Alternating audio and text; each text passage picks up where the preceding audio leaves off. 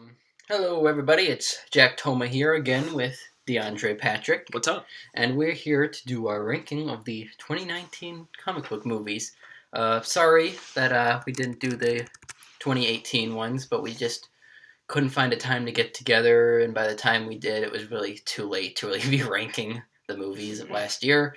So sorry that never happened. But we are here for this year's. To continue the tradition, let's have Mr. Patrick begin with your worst movie of 2019.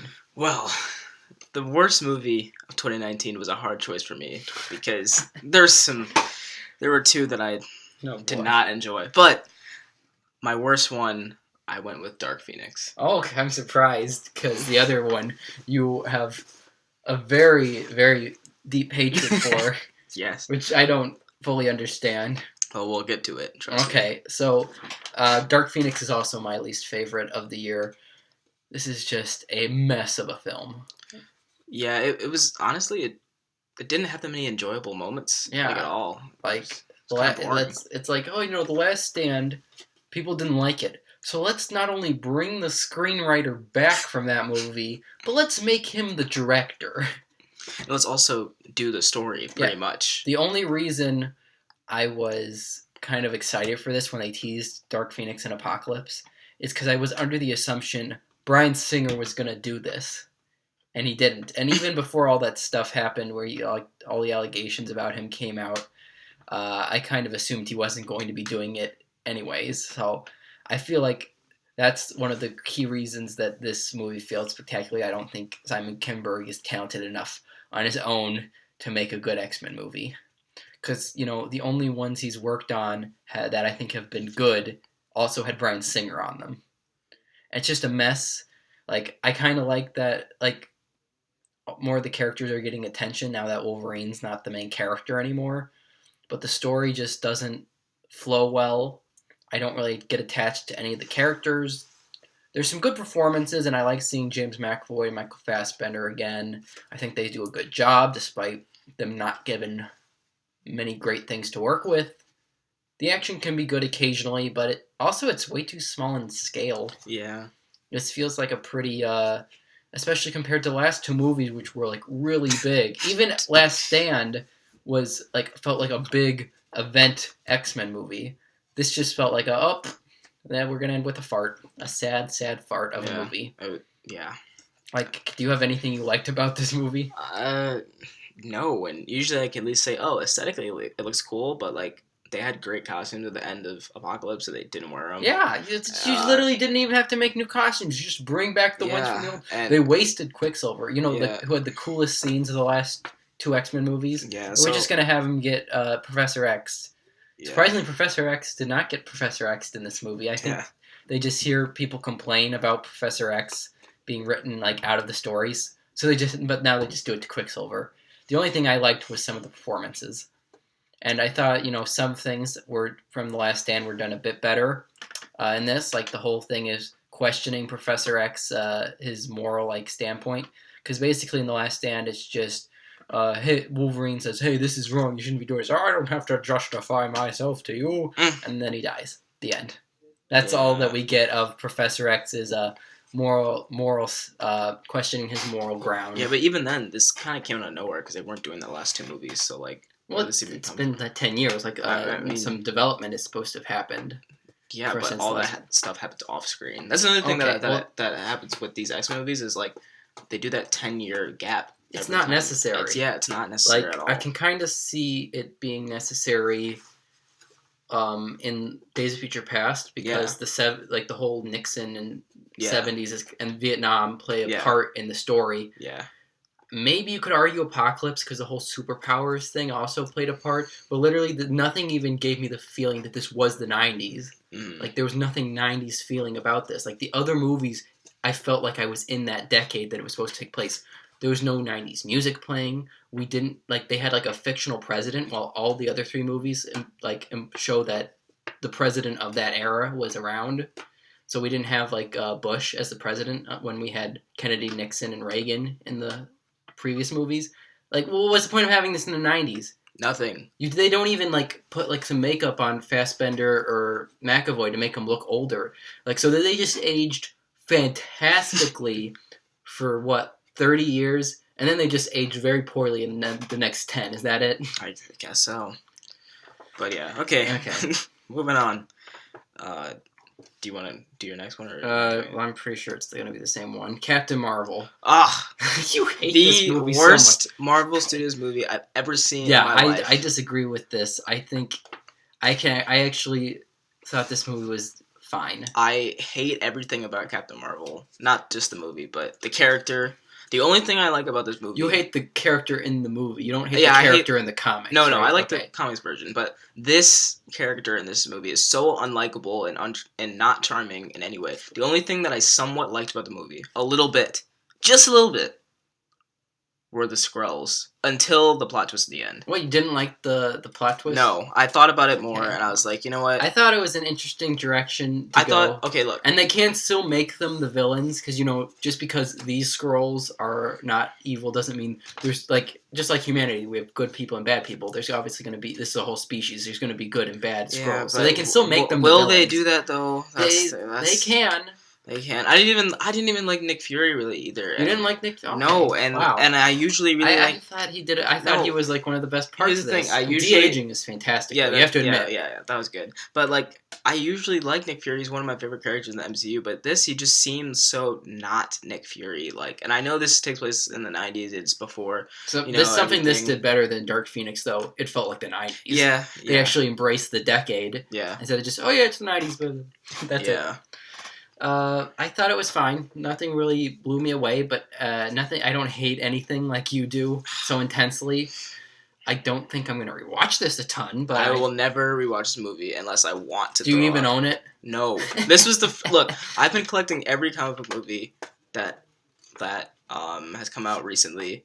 And I have every MCU movie except this one. I saw it in the stores. I think Thor: The Dark World is much worse than this. But I'd rather watch Thor than this. Okay. Well, actually, I'd rather watch neither one of them. But still. Okay, well, maybe they'll take these criticisms to heart and do better for the sequel. All they have to do is make the main character likable somehow. I don't know how they can, because so far she's horrible. If I ever saw her, if she was a real person, I would probably punch her. Well, she is a real person. She's Brie Larson. No, but if the character have you seen any of the stuff with her? Because she seems so much on like a big high horse that I find Brie Larson, the person, much more annoying than Captain Marvel, the character. Both of them are unlikable. Which I've actually seen Brie Larson in other movies that I thought she was very good in, so I don't know what went wrong with this. Everything. Maybe she said, you're going to be the next big female superhero. So she just, her ego went all the way up to 11. Okay, you want to give your next one? Yeah, okay. I need some positivity. All right, Shazam. Same. We just gonna have the same list, aren't we? Possibly, but yeah, I only saw it once, but it was a fun. You watched it? No, but it was a fun film. It wasn't anything like spectacular, but it did some new things. I don't think it was trying to be anything that big, especially since it has for a superhero movie, it has a relatively smaller budget, which I do think is one of my biggest problems with this movie. Is it's very apparent that it doesn't have the budget really necessary for effects-heavy superhero movie. But I think all the performances are really good. I think this is a lot of characters are likable. Yeah, a lot of wow, a Captain Marvel movie with the character I actually like, because this is the Captain Marvel movie. I'm not pulling back on that. He's Captain Marvel. Okay. It's not. No, he is Captain Marvel. I don't freaking care what all the logistics is. It's stupid that his name is Shazam. All right. Like the wizard's name is Shazam. Okay. Okay. No. But honestly, for child actors, they all did a pretty good job. Yeah. Child actors are very hit and miss usually because they're children. They're really not mature enough to try that to give a really good performance. But, so it's nice when you actually get some quality ones. Yeah, I just rewatched The Phantom Menace and it was very apparent. Well, to be fair, no one is really good in those movies. Yeah. Besides Ewan McGregor and Frank Oz. Yeah. Well, anyway, and Ian McDermott. Yeah, but anyway, Shazam. Likeable characters. It was a fun And fun little flick. It's kind of fun just seeing this kid who's in an adult's body, like he has superpowers, and that's just kind of like neat fantasy to have. Yeah, it felt. I don't know. It had a different charm to it than other. It's films. Like smaller one, but it has this nice little like charm to it that like. And I'm kind of excited to see what else they can do with this. You're not a real fan of DC's Captain Marvel, from what you've told me. Yeah, I mean, I don't dislike him. To me, I just find the whole idea of he's a kid superhero that can turn. He's a kid that can turn into like a Superman level character. Yeah, that's cool. I find that like a cool idea that I've always kind of liked. Yeah. Even though the problem they're going to have with sequels, which they have already announced a sequel for like 2022, I believe, is that the whole concept is it's a kid turning into an adult superhero. What happens when the kid gets old? Well, hopefully they only do one trilogy and it's over. Well, yeah, but that's still like a large amount of time going by for that trilogy to occur. So like this kid's already like in his mid-teens. So yeah, that is a bit of a worry when it comes to sequels. Yeah. So the only thing they might recast. They could. Yeah. I don't like that they're doing the whole Black Adam movie. Oh, fine. Yeah. Because he's not a character that warrants a movie to me. And basically, no, it seems like they just made the movie because they got The Rock to play Black Adam, and The Rock's this big movie star. Which, by the way, I've never seen a movie with The Rock in it. Really? Because they all seem just like, basically just a movie that they decide, we don't need to care about this that much. We have The Rock. People come and see it. And so, I mean, he basically plays the same character in every movie. Yeah, yeah. Like, I've seen him a couple of movies. He's never actually given a performance that's not just himself. So, I don't care. But this movie was very charming, very likable, and I hope that we continue to get like these more standalone movies from DC, which is what they're doing. Yeah. All right, my number 3 is Spider-Man: Far From Home. Is that your number 3 as well? Yes. Okay, well, our next two might be different, hopefully. I'm not a huge fan of like the first half of this movie. I think it kind of drags. Okay. And there's not that much really pulling this movie forward. There's a lot of more just filler moments to me that it feels like the director's like, everyone liked all these like funny, charming moments from the first one. I'll just include a lot more of them. Also, I didn't find the main like plot. Which are we doing spoilers for this? Yes. Okay, so when they're doing the fake Mysterio plot where he's like from another dimension and he's a warrior trying to defeat these. I found that very boring. And honestly, the movie didn't really get kick into gear for me until like the twist where we find out, he's the Mysterio that we know and he's faking it the whole time. Yeah. That was when it kicked into gear. I really liked how this movie, unlike the last one, kind of felt more like it delved in the main message of what a Spider-Man movie should be, and that it's like him dealing with the responsibility of his actions and how he can't kind of just bail on this stuff because it's going against like what's convenient to him. Yeah. I still want them to include Uncle Ben though. Like it's you don't have to show him getting killed, but he's an important character to Spider-Man. They do have Uncle Ben. It's Tony Stark. That doesn't count. Why did he become Spider-Man? Because guess what? He even like gives the with great power comes great responsibility thing in Civil War, even though they had to rewrite it because we can't just say it. And they just never acknowledge it. We don't need to see his whole origin again, but that doesn't mean you have to ignore every element of it. Yeah, you know what? This is something that I'll say. Again, Spider-Man is my favorite comic book character. I know yours is Batman. But Spider-Man has always been my favorite comic book character. And the I never said my favorite is Batman. I thought you said it was. Was I don't have a favorite. I can't. I'm not. It's hard to. He's one of my favorites. Okay. Well, Spider-Man is my favorite. And sorry that I assumed. Yeah, I don't want to. Did you just assume my favorite superhero? Yeah, I didn't want to offend you. But anyway. My favorite superhero is Miss Marvel. Oh, stop it! I can't call her Captain Marvel because Billy Batson from DC is Captain Marvel. How dare you say Miss Marvel? Are you assuming? Anyway, I care even less about the original, like Marvel's Captain Marvel, Marvel. They had to make which they made a woman in this too, because we can't have men be good unless. How dare you show unless man? Except for the black man, he can. There we go. Well, I guess the Skrulls are good, but. All right. Anyway, but Spider-Man. Anyway, Spider-Man, my favorite character. But the MCU version of Spider-Man has been different, right? But yeah, different doesn't always equal good. Yeah, but the thing is, I've tried to embrace it. I've tried to. I do like in this movie he's less like it's less like he actually makes his own stuff. And he's less reliant on just I'm just have Tony Stark's toys on me. Like, the whole idea is he doesn't have Tony anymore, and that's an interesting. Yeah, so I'm interested to see like will he become more of the Spider-Man that I know and love. I didn't hate the original version because I was seeing him as this is a different Spider-Man. Yeah. I'm hoping he's going to turn it into. I don't agree with that. This is the best, most ideal version of Spider-Man. Not at all. I don't think any of the movies have really gotten there for me. With this is the Spider-Man for me. I mean, we could talk about that later. Yeah. I really like Jake Gyllenhaal as Mysterio in this. Yeah, great. He obviously they fall into the problem that like since he's basically like the Pixar problem where he's playing basically a totally different character because he's pretending. So you don't really get to know him.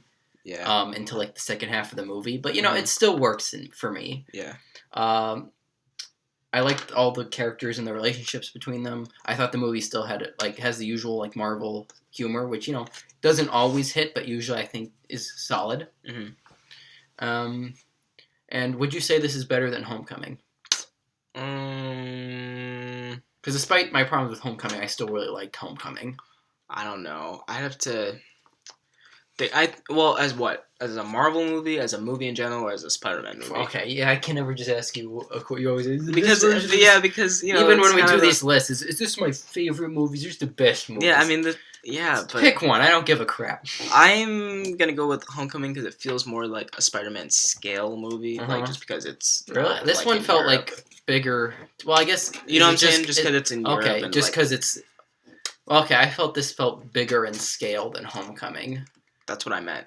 That's why I said Homecoming, because it's smaller. Okay. So I thought you said, okay. Yeah, no. Okay. Well, all the other Spider-Man movies have felt bigger, though. Like, so why do you prefer it to feel smaller? Like, all the Raimi movies were really big. But, I mean, they were still, like, personal stories. Like, well, this felt very personal. It was. This honestly is what kind of helped me win more to this Peter's side, is that he is is that we delve more into like what is motivating him and what his like the whole element of with great power comes great responsibility that I felt was missing. The other one was Mr. Stark, he's real mad at me. I gotta that's what I'm saying. They didn't have they should have had a more great power comes great responsibility moment in that. I'm thinking though for the future, which is very shaky. We're getting at least we're getting one more movie in the MCU. So, because if they had left, like, with how this movie ended, with the big, and Spider-Man's identity is revealed twist, then this would have been a disaster. It would have been a disaster if they say, now he's out of the MCU. So, like, at least he's doing that one more movie and another, like, crossover movie. Yeah, but, which they better be smart with how they use that. Yeah, but, which, to be fair, we still don't know for sure if the deal between Marvel and Sony is over after these two movies. I think they just could put this down so they had like something where they could think of something more long term. Mm-hmm. Because I do really like this version of Spider-Man and these movies. Although I'm not going to act like they're perfect, I still want to see more of these because I think they're very well done. Okay, yeah. It's definitely different though. All right, number 2. Hopefully we have different ones. I doubt it. Number 2 is Avengers Endgame. Is that yours? No! Dang! Well, it's not much disagreement here. Yeah, the last couple of years we differed more. How do we don't know last year because we never did one. Last few years. Okay. But Avengers Endgame, love it. Wow, what a great climax. Yeah. Only the rest of the movie was as good. Well, that doesn't mean it's bad. Yeah. It's still well made. Look, the rest of the movie is definitely enjoyable, and I have rewatched it twice since. For a 3-hour movie, it doesn't like drag at all. For me, which is surprising because that's a very difficult thing to make a movie that long, and for me not to pick it up. Like something's always happening that's somewhat engaging. Yeah. I think what makes this movie is it rides on nostalgia without feeling like it relies on it. It's because it's kind of earned it. Yeah, it's earned it. Like, I watched It Chapter 2, which was basically just the director worshipping his last movie with that. It's like, you made one good movie and now you're just bragging about it. This movie feels like it actually earned it because, we've had, 20 movies leading up to this? Yeah, but it had so many good character moments. Yes. So many good This endings. does fulfill the, arcs of some of these characters very well. That's what I love to see. And still, leave stuff open for the future that could be intriguing.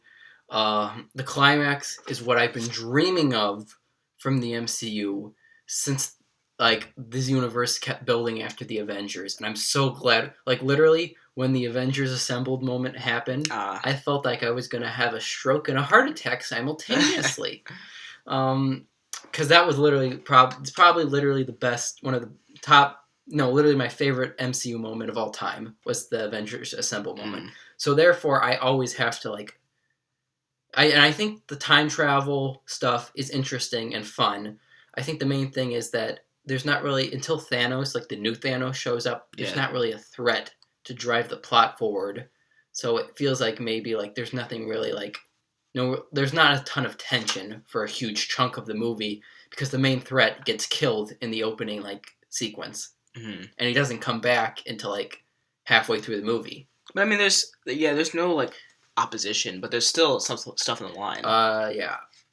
Well, yeah, there's stuff on the line, but there's no if there's nothing there's no tension really they might something's not gonna go wrong, it's gonna go wrong until Thanos shows up again. Also, I don't like some of the ways they handled some of the characters. What do you think about Thor? Thor, I think, is done fairly well for the most part. I think he gets too much hate. I like the idea of Fat Thor. The only thing I don't like about Fat Thor is I think they played up as a joke. Yeah, weird they moments. did way too many jokes way too many times because there's some good moments that I think really work with him. That is a good continuation to what they did with him in Infinity War. Yeah. But the problem is they just say, that's my problem with the MCU is that they have a problem with just not slipping in another joke. The one I hate the most is when he's having that moment where he should snap his fingers. He's like, you know what's inside my veins? And he's like, and Rhodey says cheese whiz. It's not that funny. It's not that funny, and it ruins what was going to be a great moment. Yeah. And it just makes Rhodey look like an asshole. And no, because it's not funny. It makes Rhodey look bad, and it ruins what could have been one of the best emotional moments for Thor in this movie. And maybe if they hadn't included that, maybe people would have maybe not just thought, they just looked at... Because I'm okay with them joking about it. Obviously, it's Thor being fat. You can't have that in the movie and not joke about it. Yeah. But they do it so often. Yeah, and it's mostly some of the moments. A moment like that, it's not... And I wish they also gave him a more, concluding moment with Thanos. Kind of... Because his whole thing... The same thing with Thor. Not Thor. The same thing with Hulk, I think they should have given... Because their whole thing... is from Avengers Infinity War. They failed. So they should have a more concluding satisfying moment with the moment where Captain Marvel holds onto the glove. And why wasn't that either of them? Anyone who's actually had a connection with Thanos. If they would have did that and Thor was the one holding the glove or Cap, because they did the same thing in Infinity War. Well, no, Cap has his moments. You don't need Cap. Okay, well, but even Hulk needs a moment. But if it was them, Hulk has no action in here. If it was Thor or Hulk that was holding onto the glove or something, and then Thanos just punches him into nothing, they still kind of got beat up by Thanos. But at least they are true. That's so it's still I'm just there, and it was nice to see Captain Marvel get smacked right in her face. Yeah, see, so it was cool. Still, Hulk is so badly done in this. Yeah, I don't like Professor Hulk. What was the? I like the idea of Professor Hulk, but I don't there's like no it build. in this. It's hey, we just skipped all. We had this big leave off from the last movie of. Let's just resolve that completely in between the movies. You know what? I think it would have been better if he was just Bruce Banner. Yes, the rest he of the time. doesn't do anything that he needs to be the Hulk. The only thing is, he was able to jump onto the Doctor Strange's house. Yeah, in the. Could have done that as Bruce Banner. Yeah, you could have just walked through the door and had the conversation in the house. Yeah, I would have been, and then it would have been. And then you could have had him. It could have been a cooler moment at the end, if Hulk. They were going to have a thing where he uses the Soul Stone for the two to talk, Hulk and Bruce, to talk to each other and make reconcile, and then maybe they could then become Professor Hulk, and then because Hulk is too dumb to really do the whole snap thing, because that seems like you have have a lot of concentration and thought, and Bruce is too physically weak to do the snap. So they needed Wouldn't it be to cool merge if that together. was the moment where he hulked out like for the first time in the whole movie? Yeah, that would have been War? something. But no, we're just gonna have him become Professor Hulk off screen, and it's so stupid and badly done. Yeah, the effects are decent though, but I still really like the time travel. I like seeing. I like Black Widow in this. I think this was a great conclusion to her arc. I liked I liked Cap's conclusion. I liked Tony's conclusion. I liked Thanos' conclusion. Yeah. Some people are mad that he kind of became less sympathetic and more just I think that stuff was kind of implied in Infinity War, because for this guy who thinks he's so innocent and just doing it for the greater good, he takes a lot of joy in killing people and causing death. Yeah. So I kind of thought that was implied. In fact, I've heard people make that as a criticism of Thanos, is that he's too inconsistent. Like, he was trying to make him sympathetic, but also like the evil villain. And this kind of reconciled. This is just his justification in his messed up head. Yeah. And no matter how things go down, he's always just gonna see himself as being right. Yeah. Even though, and obviously he's not going to get as much focus in this one because he had all that focus. Yeah, and I'm fine with it. I think it worked out great. And Nebula, they made her very interesting in this. Yeah. Which there's kind of a thing in the MCU that the Russos can take any character and make them more, well, except for Hulk. Because honestly, besides the Hulk, I think whenever they get them and the McFeelys, Marcus and McFeely get their hands on a character, they make them much more interesting, even if they were already interesting to begin with. Except the Hulk, because I thought he was better handled by Whedon. Yeah. At least in the first movie, before we had to have him hook up with Widow. Yeah, that was strange. Yep. But all right, well, yeah, Endgame was great. Love Iron Man and everything about it. All right, so number one, obviously for both of us, Joker. This was a hard choice between Endgame and Joker for me, but I just recently watched Joker a couple nights ago just to see, like, hey, is this going to be my number one? And it was. Joaquin Phoenix gives a fantastic performance. And obviously this is not like the villain, or he's not the antagonist, so he's not trying to be it's not really what Heath Ledger was going for, because and also with Heath Ledger the whole film wasn't solely so I'm not even comparing that, because obviously they make him like very sympathetic. And you feel for this guy, and you kind of understand each step of the way with what drives him to become the Joker. And I think the atmosphere and the like setting really helps this. Like, Gotham really feels like has this like it feels like a character of its own in this movie. Like, they base this heavily on Martin Scorsese movies, and you can definitely feel that from like Taxi Driver and stuff. I have a couple problems with the movie. I think maybe there's a bit too much going on, like with plot lines in the middle. I felt it kind of got a bit muddled for me. Also, that's valid. Like, that's what I was thinking at first, but on rewatch, I just feel like I'm so into this guy's head that this is how he's feeling right now. I also kind of wish, the one thing I've heard that I kind of agree with is that I kind of wish that maybe we could kind of see a side that maybe this is somewhat still his fault, like, because it's all based on everyone in this city being like terrible. Like, there's no one redeeming this like whole environment. Yeah. And I kind of like in those Martin Scorsese movies that they're basing off of, it's always kind of assumed, it's partly society's fault, but it's also partly their fault as well. This feels like it's more just all society because no one is redeemable. And I kind of think that was a missed opportunity. But I still think this movie is great. The cinematography, the score, the acting. The score is fantastic. Honestly, because Todd Phillips, this is not really the movie he usually makes. Like, he usually makes dumb comedies. So I'm surprised this turned out as well as it did. I don't like that we're getting a sequel, though. Yeah, no. But here's the thing. The reason why I ultimately picked this over Endgame was because I like what this does for the future of comic movies in general. Like, you can have standalone movies that aren't like the big action blockbuster things, that are stories about people and individuals, and it's interesting. Yeah. And also I'm glad that like DC is kind of carrying on the torch for R-rated comic book movies, because basically our two main sources for those like R-rated movies were Fox, which is now owned by Disney, who won't make R-rated movies because of their stupid image, and the Marvel Netflix shows, which aren't being made anymore because of Disney.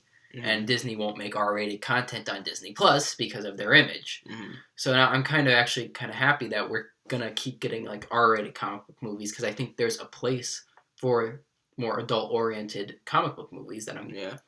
Like from the sounds of it, Birds of Prey is going to be rated R. The Suicide Squad is going to be rated R. So looking forward to that. Yeah.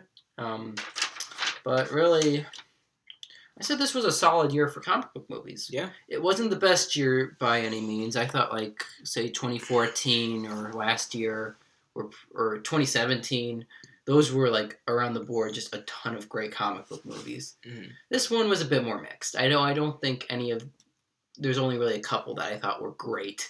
And the others were just fine. And some were pretty crappy. Yeah. But now we get to look on to next year of more comic book movies, which we shall do right now. All right. So let's talk about next year's comic book movies, which I don't really feel much excitement for. All right, I'm just gonna give my spiel real quick. You're gonna steal all my jokes. I'm not gonna make any jokes. I promise. It's gonna be very serious. Okay. We got Harley Quinn the movie, and then they got Birds of Prey there too, and we got New Mutants. Wasn't that supposed to come out 2 years ago? We got Black Widow, Too Little, Too Late. We got Wonder Woman 1984. Why Should Death Matter? We can bring whatever character we want back. Morbius. Who? We got Venom 2. Can We Do Worse? And we got The Eternals. Oh yeah, I remember Morbius, but I don't remember these guys. Even Jack Kirby probably forgot these guys existed. Yeah, so you probably have more to say on all these, so I'm just going to talk about each one real quick, and then you can say whatever. Birds of Prey, I don't know if I'm going to see this opening night. I might wait for the reviews to see what's going on before I go see it, because frankly, I'm just not that interested. New Mutants, I forgot this movie isn't coming out, so I don't really care. Black Widow, I really like the character, and then this is the one I'm thinking might be the best, but it's just kind of too late because she died. So like, I don't know, it just seemed weird. Wonder Woman 1984, this one could be really great or really bad. I don't think it's just going to be mediocre, which is kind of strange. But I can see this being a middle-of-the-road movie. I don't know about you. Well, I don't know. I just think there's so many things about it that I think could make it bad. I think this movie could go either way. But I think it is very possible this comes out immediate, just meh movie. Morbius, I'm just not excited at all, but it could be cool. Venom actually has his own comic. Venom has his own... You can do a Venom movie. I don't think you can do a Venom movie without setting him up with Spider-Man first, but you can do a Venom movie. Yeah, and then... Who cares about Morbius? Yeah. But it could be artsy, I guess. He's not even one of the main Spider-Man. He's like a C-list Spider-Man villain. Well, again, it might be artsy. I like Morbius, but he's not a good pick for a main character. And Venom 2, hopefully it's better than the first one. No, yeah, I know a lot of people like the first one. Like, no one actually thinks it's a good movie, but people just like how dumb it is. And yeah, it is. I don't think we actually we don't like it, but we did have a lot of fun watching this movie. It was very laughably bad. Yeah. And Eternals, I just don't care. So okay. Birds of Prey could be good. The trailer looked decent. I like Margot Robbie as an actress. I like Harley Quinn in general, even though I think she's a bit overused. But basically, this doesn't look like a Birds of Prey movie. It's a Harley Quinn movie, which, if you were just going to want to make a Harley Quinn movie, why didn't you just make a Harley Quinn movie instead of lying and saying it's a Birds of Prey movie? Like, literally, I don't think there's, like, in the trailers and the marketing, they don't give any of the other, like, members, like, anything, like, any notable moments. Mm-hmm. So clearly they just a Harley Quinn. Harley Quinn's in the movie. Do you know Harley Quinn was in the movie? She's the biggest based on the poster. She's not even a character. She's not even a member in the comics. They should have just called it Harley Quinn. Yeah. Why would that be bad? Yeah. People would see that. General audiences don't even know who the Birds of Prey are. Mm-hmm. So that's not going to really, like... And you're just going to make the fans of the comic mad because they're obviously seeing they're just getting sidelined for Harley Quinn. So what was the point? I feel like Birds of Prey was a movie that was being made separately, and then Warner Bros. Said, "Okay, but can you add Harley Quinn in?" And they just made her like the main focus. New Mutants, I did not have interest in when it was coming out in 2018. I have never read the comics. I thought that I did not even like the first trailer they released. Because it looked like the most generic horror schlock I've seen. Possibly it could be good. I'm not going to assume, probably not going to see it unless I hear it's good. This movie didn't interest me 2 years ago. Why is it going to interest me now?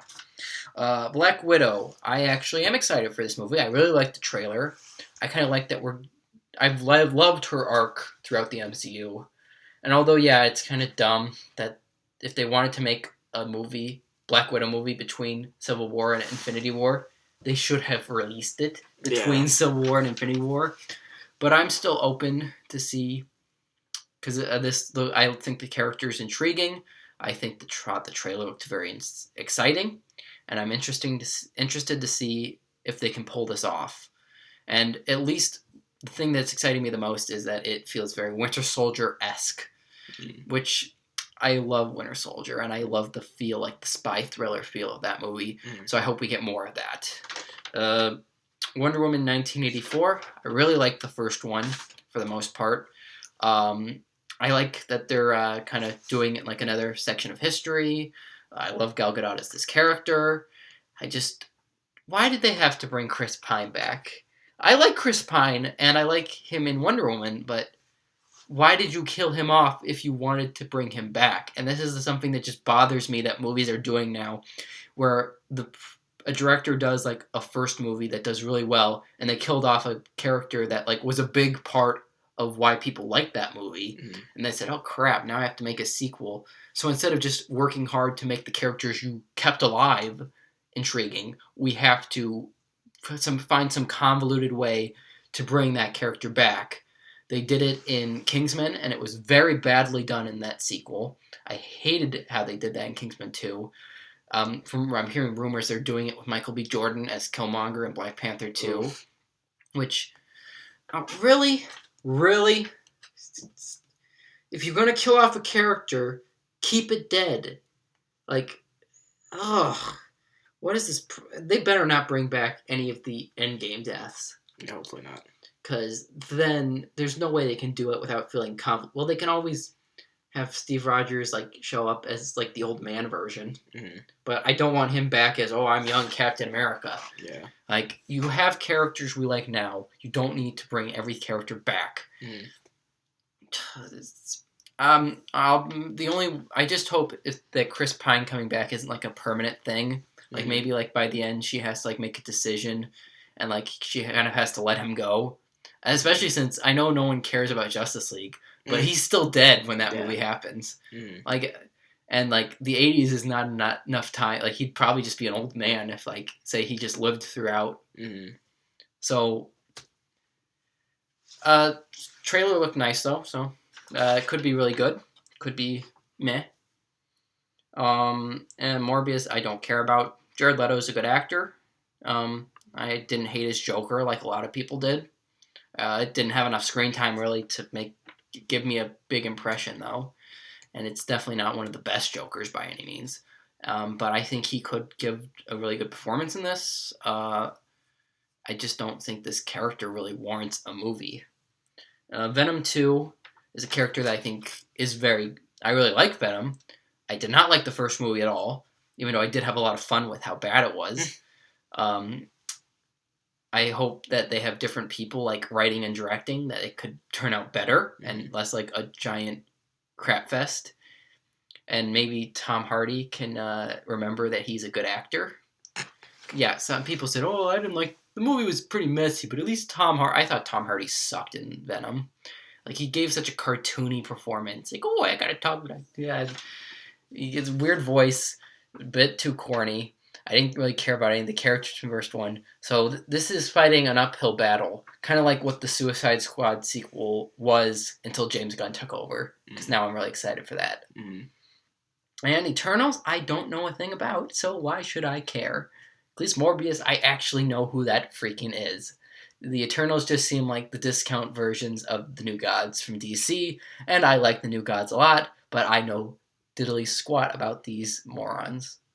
Like, most comic book fans probably don't know much about the Eternals, which now we're going to get comments like, I want every issue about the Eternals. Yeah.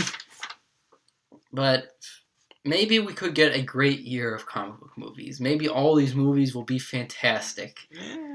But except for New Mutants. I'm not holding up much hope. Yeah. And we have 2021 to look forward to. There you go. Yeah. Well, that is it, my friends. We have finally made up for our lack of a 2018 ranking. So, see you at some point, since I make like 2 videos a year. I don't think we made it. Did we? No, we did the rankings of all the MCU movies. There we go. So yeah, we did. We did our 2 video quota of the year. So have a happy new year, and let's hope we can get some good comic movies out of this. Goodbye, my dear friends.